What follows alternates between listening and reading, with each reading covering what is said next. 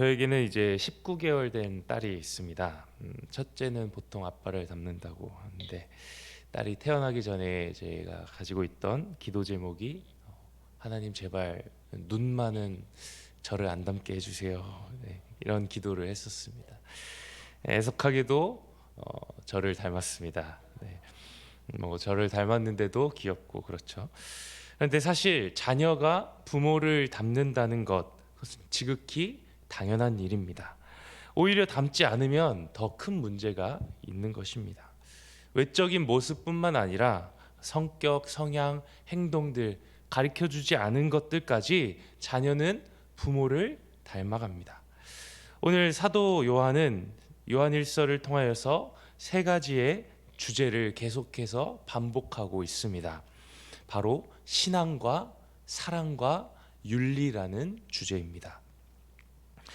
그러나 사도 요한은 하나님을 믿는 것, 그리고 형제와 자매를 사랑하는 것, 그리고 윤리적인 삶을, 도덕적인 삶을 살아가는 것, 이 세 가지의 주제를 따로따로 이야기하는 것이 아니라 이 세 가지의 주제가 마치 하나의 모양으로 우리에게 분리하지 않고 이야기하고 있다는 것입니다.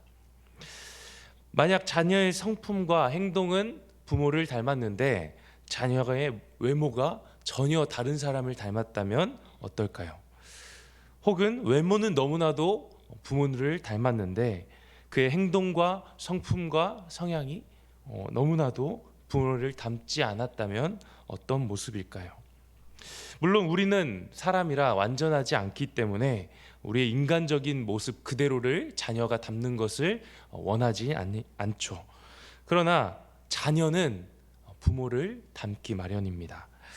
예수 그리스도를 통하여서 하나님의 자녀가 된 우리가 예수 그리스도의 그 사랑을 닮아서 이 세상 가운데서 하나님의 거룩한 자녀로 살아가는 것은 마땅한 일이라고 이야기하고 있는 것입니다.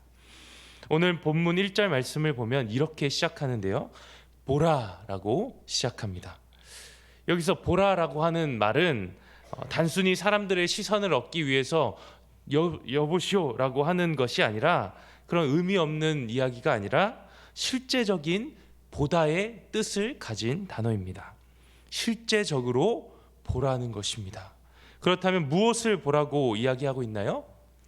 아버지께서 어떠한 사랑을 우리에게 베푸사 하나님의 자녀라 일컬음 받게 하셨는가를 보라는 것입니다. 하나님 아버지의 사랑, 그 독생자 예수 그리스도를 이 땅에 보내셔서 피 흘려 죽으심으로 그를 믿는 모든 자들이 하나님의 자녀라 불리게 된 그 사실, 그 사랑을 보라고 이야기하고 있습니다. 여러분들, 하나님의 사랑은 보이지 않는 사랑이 아닙니다. 성경에 쓰여 있는 사랑이 아닙니다. 하나님의 사랑은 실제적인 사랑입니다. 예수 그리스도는 실제로 이 땅 가운데 오셨고 십자가에서 죽으셨고 실제로 부활하셨습니다. 하나님의 사랑은 보이는 사랑입니다. 바로 예수 그리스도를 통해서 보이는 사랑입니다. 사도 요한은 우리가 이 사랑을 말미암아 하나님의 자녀가 되었음을, 자녀라 일컬음 받게 되었음을 우리에게 말하고 있습니다. 우리는 하나님의 자녀이기 때문에 하나님의 그 사랑을 닮아가야 한다는 것이죠. 하나님께서 우리에게 보여주신 그 실제적인 사랑을 우리가 닮아 우리도 실제적으로 사랑해야 한다는 것입니다. 그래서 요한일서 3장 18절에는 이렇게 이야기합니다. 자녀들아, 우리가 말과 혀로만 사랑하지 말고 행함과 진실함으로 하자. 우리의 사랑의 원천은 하나님의 사랑입니다. 그가 말로 또 혀로만 우리를 사랑한 것이 아니라 실제적인 사랑으로 예수 그리스도를 죽기까지 우리에게 보내주신 그 사랑을 우리가 보았기 때문에 우리의 사랑도 실제적이어야 한다는 것입니다. 우리가 신앙하는 것, 우리가 믿는 것과 우리가 사랑하는 것이 같아야 한다는 것입니다. 우리가 입술로는 주 안에서 우리의 형제 자매를 사랑한다고 이야기하면서 실제 우리의 삶에서 그들을 사랑하지 않는다는 것, 이것은 너무나도 모순된 이야기라는 것이죠. 형제에게, 자매에게 할 수 없는 그 말들과 행동으로 우리가 상처를 주고 있지는 않습니까? 정말 우리가 그들을 주 안에서 형제요 자매라고 여긴다면 기꺼이 우리가 져줄 수 있는 상황에서도 나의 뜻을 굽히지 않고 우리의 교만함이 그 관계 가운데 나타나 있지는 않습니까? 하나님의 자녀인 우리가 하나님의 사랑을 닮아가는 것, 우리가 그렇게 되기를 소망합니다. 정말 우리가 주 안에서 하나님을 기억하며 또 우리의 주 안에서 우리가 하나임을 기억하며 서로의 필요를 채워주고 서로를 용납하며 서로를 위하여 기도할 수 있는 우리가 주님의 한 몸 된 교회 되기를 소망합니다. 이처럼 신앙과 이 사랑은 우리가 부모를 닮아가는, 하나님을 닮아가는 그 모습임을 우리가 보았는데, 그렇다면 우리가 예수 그리스도를 믿고 형제와 자매를 사랑하기만 하면 끝인 것일까요? 오늘 3절 말씀에서 우리의 윤리적인 삶 또한 하나님을 닮아가야 한다고 말하고 있습니다. 3절 말씀을 보겠습니다. 주를 향하여 이 소망을 가진 자마다 그의 깨끗하심과 같이 자기를 깨끗하게 하느니라. 여기서 말하는 이 소망은 바로 마지막 날 그 부활의 몸을 입고 주의 얼굴을 볼 그 영광의 날을 소망하는 것을 말합니다. 이러한 부활의 신앙 가운데서 우리의 삶은 그가 깨끗하심과 같이 자기를 깨끗하게 해야 한다고 말하고 있습니다. 즉 거룩한 삶을 살아가야 한다는 것입니다. 여러분들, 거룩이 무엇입니까? 구별된 것 아닙니까? 이 세상과는 구별되어 하나님의 거룩하심과 같이 우리도 거룩해야 한다고 이야기하고 있습니다. 그래서 베드로전서 1장 16절에 이렇게 말합니다. 기록되었으되 내가 거룩하니 너희도 거룩할지어다 하셨느니라. 우리의 삶이 거룩해져야 한다고 말합니다. 그렇다면 우리가 어떻게 거룩함을 이룰 수 있을까요? 우리가 어떻게 거룩해질 수 있을까요?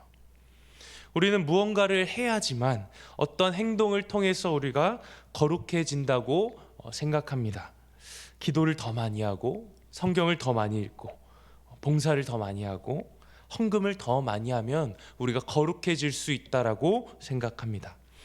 그러나 이러한 것들이 거룩함을 만들지 못한다는 사실을 우리가 기억해야 합니다.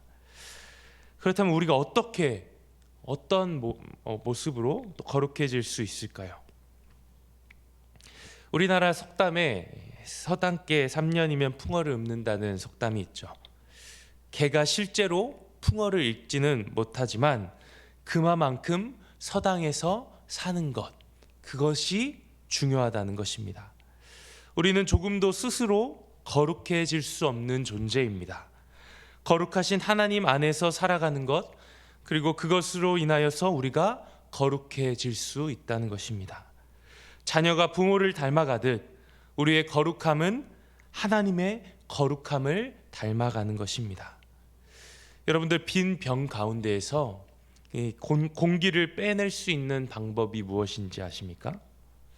아무리 병을 흔들고 병을 이리저리 노력해봐도 병에 담긴 그 공기는 빼낼 수 없습니다. 다만 빈 병에 물을 가득 채울 때만 그 병 안에 있는 공기가 빠져나오기 마련입니다. 바로 없기는 우리의 삶이 하나님으로만 충만해지기를 소망합니다. 성령으로 충만해져서 우리의 갖은 노력을 통해서 거룩해질 수 없는 그 우리의 삶이 하나님을 통하여서 거룩해지기를 소망합니다. 하나님과 동행함으로 거룩하신 하나님을 닮아가는 하나님의 자녀가 되기를 소망합니다. 하나님의 자녀가 되는 그 믿음을 통해서 그리스도의 사랑을 실천하고 또 거룩한 삶을 살아가는 모든 성도님들 되시기를 간절히 소망합니다. 기도하겠습니다. 하나님 아버지, 감사합니다. 우리를 사랑하사 그 아들을 아낌없이 보내주신 그 사랑을 우리가 봅니다. 그 실제적인 사랑을 우리도 담게 하여 주시옵소서. 말로만 하는 사랑이 아니라 우리의 사랑과 행동으로 보여지는 실제적인 사랑으로 주의 몸된 교회를 섬기며 나아가는 성도 되게 하여 주시옵소서. 또한 하나님의 거룩하심을 닮아가기 원합니다. 나의 생각과 뜻이 가득한 삶이 아니라 성령으로 충만한 삶을 살아갈 수 있도록 인도하여 주시옵소서. 예수님의 이름으로 기도합니다. 아멘.